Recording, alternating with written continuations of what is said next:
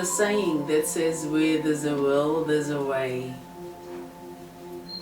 And that has always resonated with me in so many ways, family. Because I think we need that. And this country is seeing through a lot and has been going through a lot. My name is Cindy Sashengyon. Welcome to another episode of Uncensored and Unapologetic. I've got one of the most profound political minds in the midst of this segment. Her name is Nhongo. From the first time that I met Nhongo, I was inspired. And the inspiration resonated with me so deep that I thought that South Africans haven't found a voice. A voice where the truth is told without fear or favor. And the birth of Uncensored and Unapologetic took place. And that's a reason why we're here today. She's back with me. Nongs.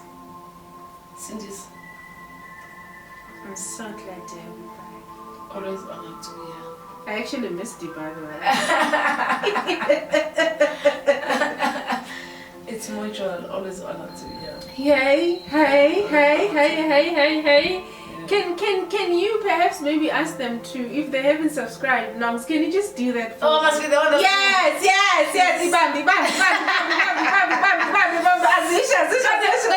You always have that option. Subscribe, like, and also please share. Because you're part of this community. Come on, guys. I mean, Yeah. please like, please subscribe, please share, yeah, and please listen. Oh, I think that was just the most profound part, the latter part of please listen, because I think that is more important. There's so much noise in this country. Can I say something? Yeah. You said there's a voice needed. Yeah. The country is finding it difficult to find a voice to hear. But it happened even years ago with God himself. He looked for a man. When the Bible says he looked for a man, it means he looked for a voice. But he could not find. Because it's difficult to be in a space where you must be heard. Because even when you land in that platform, the question is, will you say it as it is? Or are you censored?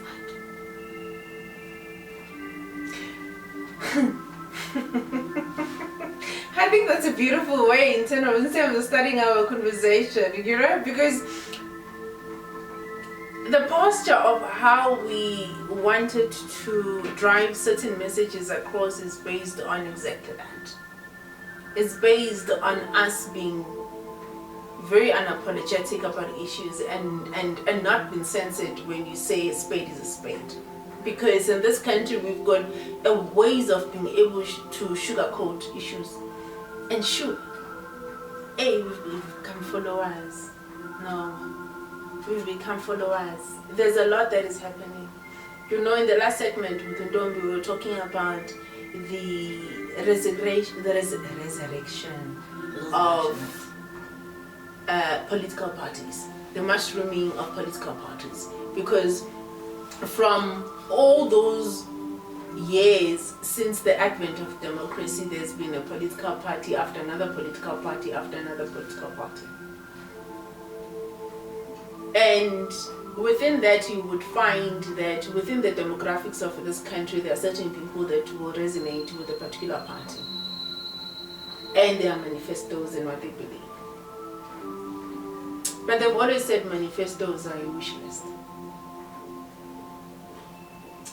So now we move to the issue at hand here with regards to the DA notes. So the DA is proposing some sweeping regulatory reforms. Number one is to look at the scrapping of Bbbee. And that would be Number two is to take action against the Expropriation Act. And number three is to look at the issue of the Employment Equity Act. And through its party leader, Ubaba Steenhuisen, he says that it is to replace the so-called job-killing policies, right, with real empowerment reforms. There are views that while Bbbee and employment equity is poorly implemented, right? But the solution of reform is better, and in terms of being able to also look at better enforcement than the scrapping. I think let's begin from that premise.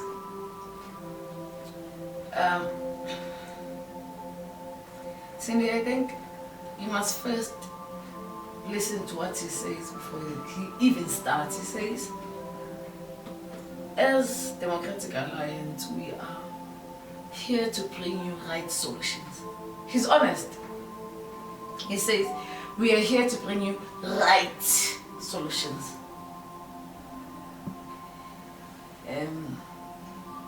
I'm saying he's honest not because honest, but he's honest in the revelation in saying he's saying we are here to bring you right wing. That's your Solutions. Hi, doctor. That's their identity. Their identity is right wing, their identity is privatization, their identity has nothing to do with regression. And that is why he has to justify himself. After saying, we are here to bring you right solutions, where he was saying, we are here to bring you right-wing solutions. And then he justifies, please hear me out. We are not ignoring transformation. We are not ignoring regressive policies. We are not ignoring democratic. He's saying he's deliberately justifying himself. Because as a right-wing party, you can only bring right-wing solutions. And that is why the first thing you must do is to destroy the regressive policies. You must first deal with that. You must first deal with Bbbee. You must first deal with Bbbee. You must. Then he makes a Kabelo story. He says Kabelo is owning a business. Kabelo struggled with this and this and that and that and that. And look at Kabelo's story. And I mean, Cindy, come on. Let's be honest to citizens. You are deliberately giving a scenario because your president Cyril Ramaphosa gave a scenario. What was that girl? An first girl she was making a story. Yes. He's deliberately linking that because they're an alliance with the ANC. The purpose now is to achieve sympathy from a particular perspective. But don't mislead us, don't misguide us. We are conscious at this point. And as he makes this Kabelo story, he says, Kabelo was running a business, Kabelo suffered from funding, Kabelo. From that story, it must be clear that Kabelo suffered from bureaucracy. Bureaucracy, which is a red tape of governance, of which he is part of government, of which ANC has been a part of government. And the question is, how have you changed government? He then moves to an issue of ESCOM. He says the country does not need black. What's this? Load shedding anymore? Blackouts. He says the country no longer needs blackouts. But what is he saying? As a right wing, he says the country needs bailouts. Which I presume is from the private sector, isn't it? Exactly. You are a government. Why does the country need a bailout when you are a government? We're supposed to govern over the country's crisis. So you're saying the country does not need a blackout. It needs a bailout from who? From private sector. Guys, we already know who is the private sector. We saw them, literally, we don't have to discuss this. We saw them literally taking a flight to USA. We saw who a private sector is. It's Elon, it's Oppenheimer. They were there. It's no longer a private secret. They advocated for them to take over the country on media. Why can't you give Elon Musk? He's already running this company. We already know who they're advocating for. So when he says the country doesn't need a bailout, we agree. I mean, let's agree where we agree. The country does no longer need a blackout. We all agree. But does the country need a bailout? Come on, Stenhazer. From who? From your colleagues. He takes it further. He says, Transnet has failed. Made so many lot of people unemployed. I think we defined what politics is before. We said politics is when the government is sleeping, the politicians are working, the unions are making noise, and the young people cannot do anything about it. And he speaks about Transnet, and he says, we need to revive Transnet. One, who killed Transnet? Two, how do we revive Transnet? We have a rail train at this point that we all know, public knowledge. It was established by foreigners, of which we'll come to that part. A pathway to do that doesn't address foreigners who came and ran Transnet engineering.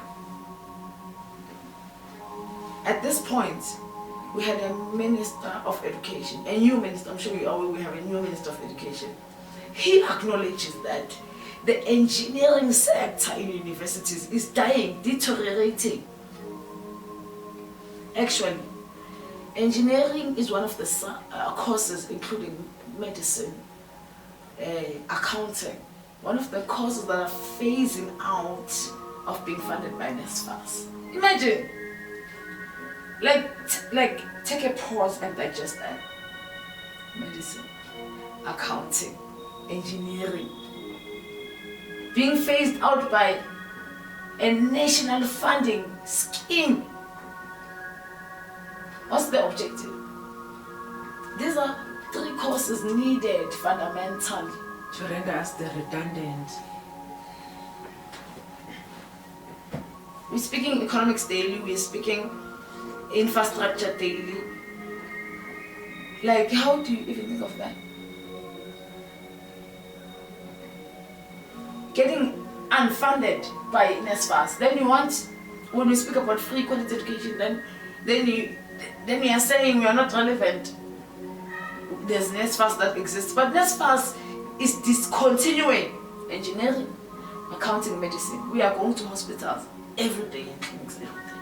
But you can't find South Africans to go and study medicine. I can tell you with confidence, there's a friend of mine who landed from Zambia. He's a diplomat. His kids are automatically funded just by him landing in South Africa. Okay, let's leave my friend from Zambia. Prisoners are automatically funded to study anything they want to be. And they are telling me that a national scheme that's supposed to fund everyone is discontinuing important courses. So that's the issue about what DA is saying. DA is literally undermining South Africans.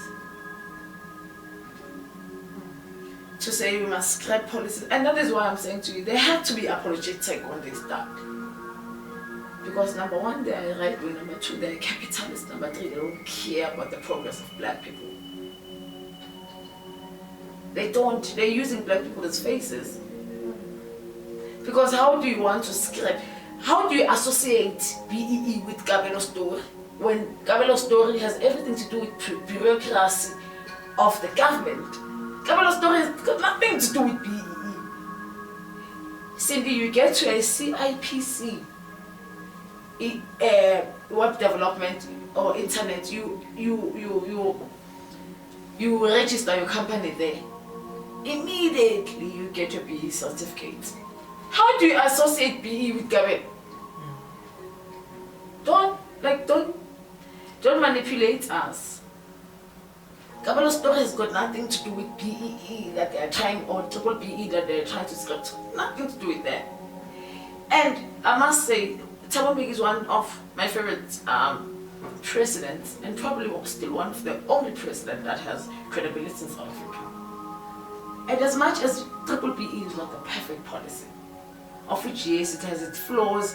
I mean, it made politicians to flourish, and of which it gave politicians an ability to be more rich in the expense of South Africans, mostly black people. And I know where he's sitting somewhere, he acknowledges that his policy was not perfect. He acknowledges that. And equally, when we acknowledge that BE was not perfect and BE was not perfect, we must acknowledge that it had the capacity to uplift black people. Of course, we already know that implementation in South Africa is a problem, especially in the hands of politicians. So when you speak of expropriation of land, which is part of their policies, yes, it's difficult to agree that we can expropriate land in the hands of politicians of ANC. But I mean, if you don't want to expropriate, okay, let me conclude this part. Triple BE, of course, imperfections, BE, imperfections. But where I wanted to land, Cindy, is that DA cannot associate a black story to a triple BE or BE. If they want to associate the fallacy of triple BE or BE, let them associate it with the acronyms of white people. Because they know that it directly affected them. They had to change company structures because of triple BE policy or BE policy. They had to absorb black people. We don't agree that they absorbed black people because they wanted to. We know they used them, but they were affected. He must use a Helen story, not like Abelo story. And that's what's important. But secondly, we also know that when we speak of expropriation of land, it also directly affects them. Because who had expropriated land? And we're going to come to the people who expropriate land, and we must define these things for the benefit of our listeners. Expropriation means taking out of permission for the benefit of the listeners. Who took out of permission? It's white people. I have white friends, you know. I love them enough. My cousin is dating a white friend. My brother is dating a white lady. But out of that, they know, even when we sit in family gathering, gents or ladies, you must accept that we expropriated land. And at that point, we're going to have a genuine conversation. Because we can't just discuss, it's going to be a debate without no benefits. But the fundamental of discussion must be on the acceptance that you took land without permission.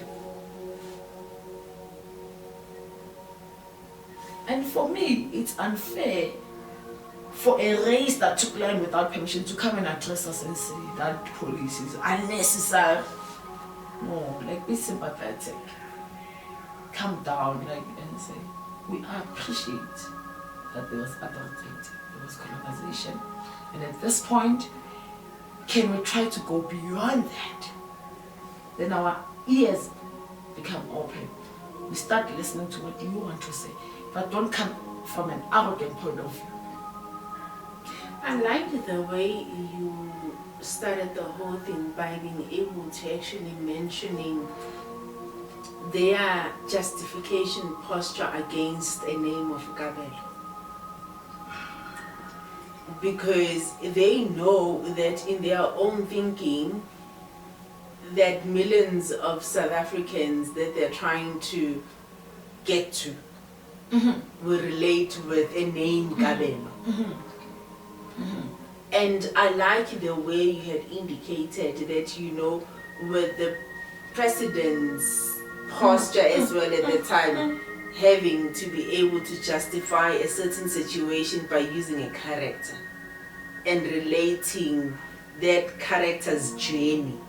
I think, if I'm not mistaken. I'm still trying to thinking. think. And so, I think he was using this fast. When he was actually doing that to sort of build a journey that people would be able to sort of relate to.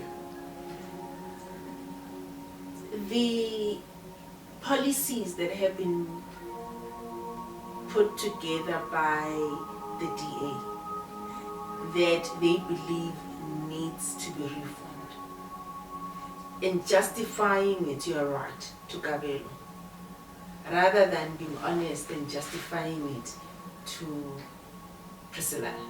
Be authentic. But that's exactly where I'm trying to sort of get to. But what I have found is that amongst us that are dominating, you would find that there are those that would resonate with what the DA is saying or that is proposing. So as much as we are unpacking, we unpacked the triple Bbbee. We looked at the whole perpetuation of structural inequality within Bbbee. We looked at, you know, you spoke about being able to register just on CIPC. The market access of it, right? When they pull that and reform that, can you imagine what happens to small businesses? Of course. And who are the ones that are mostly inspired to start their own businesses? Of course. And who is the one that is going to be affected? So we move to that. There is backlash from political minds such as you to say that instead of you coming up with advanced policies that are inclusive, there is non-inclusivity in what you're saying. So I like that particular approach. But the one that is most important is the land expropriation one that you actually spoke about. Because without land, you don't live. Cindy, I want to address the land issue quickly because I want to go in depth with the land issue. But a quick one. The reason it's called reform. Reform. It's a repetition of what was formed.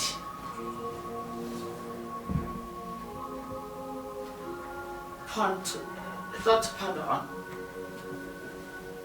Who formed it? We never had such. Who's repeating it?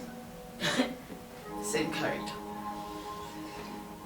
Expropriation without compensation, or just land expropriation. Let's just say land expropriation. Let's leave compensation and stuff.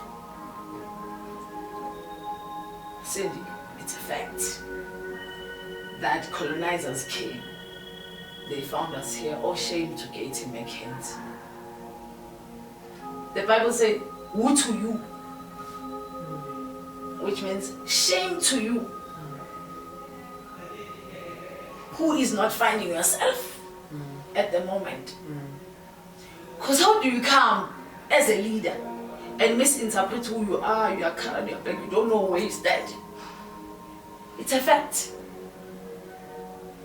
Colonizers did not come and get colored. I sympathize with this guy. Colonizers came and found Africans in the land of Africa and expropriated land. Maybe South Africans don't understand. They did not take, they did not lead us, they did not trade. That scenario that history is teaching, I'm a history tutor, by the way. That scenario that history is tutoring or teaching us that land was traded, it's an incorrect premise. We never traded, we never exchanged, we never gave, we never given up. The land was expropriated by colonizers. Colonizers, by the way, if you think we are afraid to define, as people out of Africa that landed in Africa and took away our land. The land, one, that we knew what value of it is, that we don't know now. And we think land now is about putting a shack. The land, we knew the value of it, where, number one, we were hunting from it. Number two, we were farming from it. Number three, we were fishing from it. The land, we knew there's gold, there's fish underneath. So we're not confused. When they expropriated the land, they deliberately ensured that they misdirect us through the education system, which we call miseducation or schooling system right now.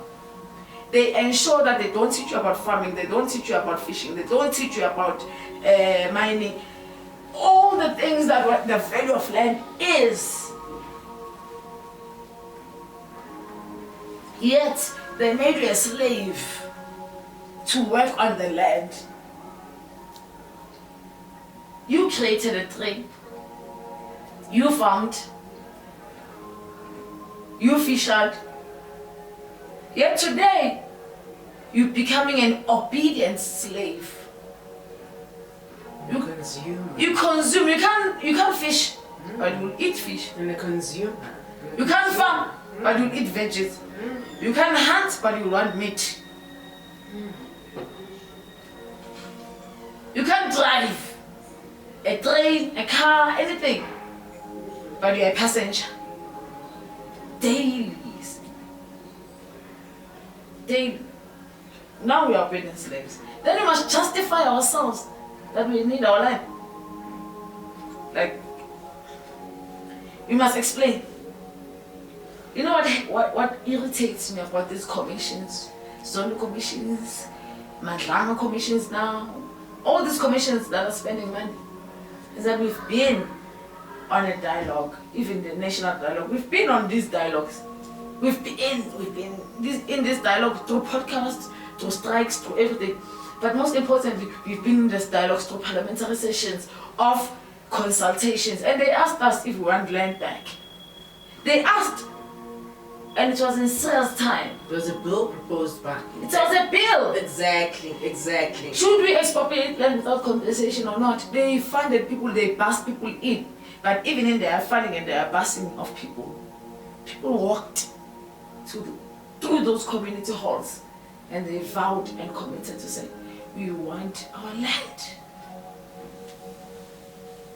What happened? Zero. Baba was zero, not it. Zero. And we must now believe all of a sudden that national dialogue will have a result, that land commission. Come on. So there's no. Actually, let me conclude by saying, because we're asking a very specific question about expropriation of land. DA, especially under the leadership. I would have forgiven it under the leadership of Musa Maimane because it's a blank phase. Under the leadership of Steinhauser, DA is arrogant, DA is undermining. Not just black people, South Africans and Africans in particular. So their issue with regards to Employment Equity Act, where they feel that it's very exclusionary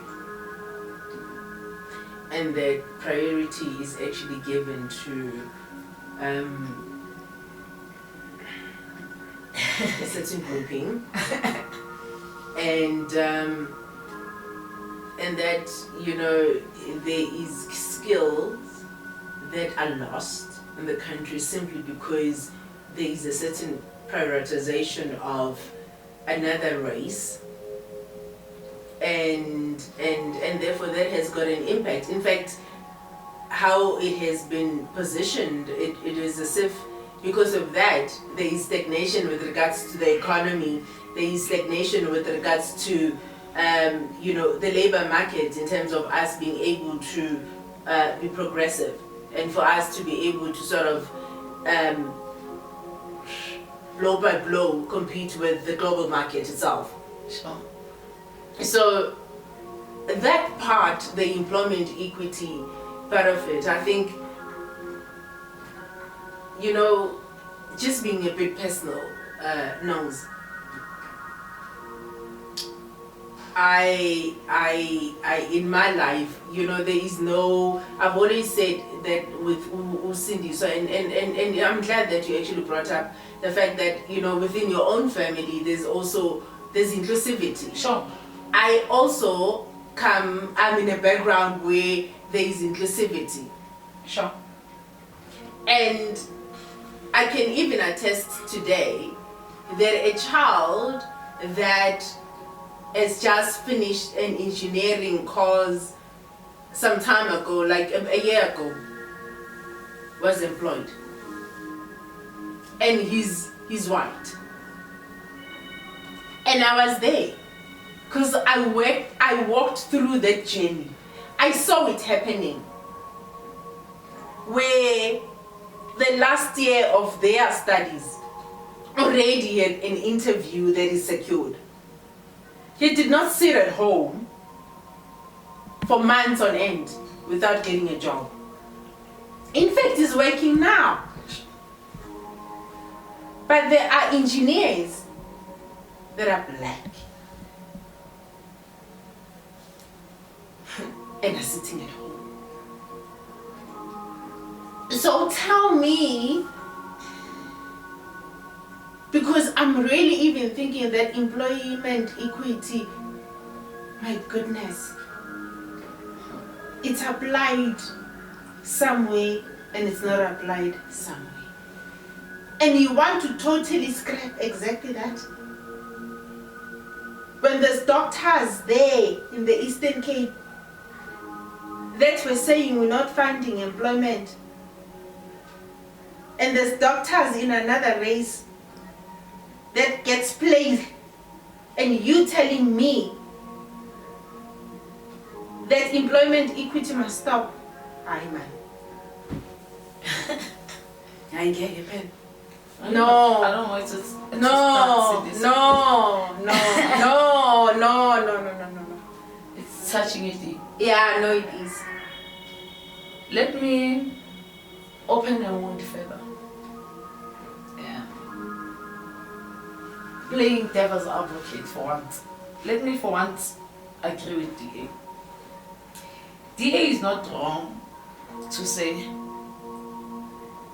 employment equity may exclude skills. Sure. Because it's true. And not just skills but experience. Because it's true. But because it's them who have land and have businesses and take their kids and give them experience and skills at their age. It's them who don't go to school, by the way, and don't have matric. And so that's why they are against employment equity, because it's us Africans who have matric and degrees. Himself, he had to get it. He had to get matric certificate in Parliament. Though he has a skill from a father's farm. Does it make sense? Do you pick up? But do you get? I get. Do you pick up? I get. So don't come with stories. I get. You get? That is why all that we want to scrap. Why out of all these policies is this guy not saying let's scrap NSFAS? Let's scrap NSFAS. Let's just have free quality education. He mentions all these policies except for NSFAS. Because all of these policies, black, equity, it's about beneficiaries of an African child. And we're not interested in that. And I wish, from a very humble point of view, legit, I wish our Africans, young black people, because they're all to me incorrigible vibe. But I wish they can understand the DA's posture. Where they are from, where they are, where they are going. I wish you and me, Cindy, can understand the DA's posture. And from our understanding, related to our brothers and sisters, that they have more interest in us.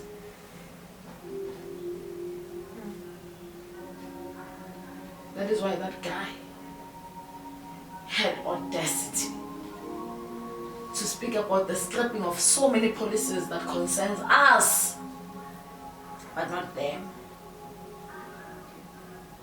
And we are the ones that are at the forefront when it comes to elections. You are not just speaking as a leader of DA, you are speaking now as a Minister of Agriculture. You are telling us about 23 women.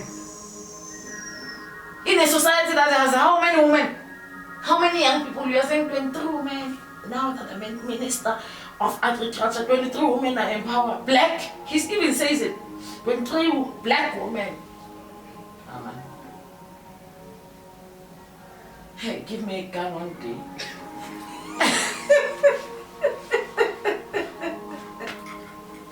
That's on how unapologetic and how uncensored we are. Action, action, action. Subscribe, like, click, share. Subscribe. Besides the subscribe, make it viral. Oh yeah? Make it viral. She's a force to be reckoned with. I love it a bit. I will continue. Continue. Aluta continue. Aluta continue. Aluta continue. Fearless voices. Fearless voices of. Oh my goodness. Love you lots. Thank you for everything.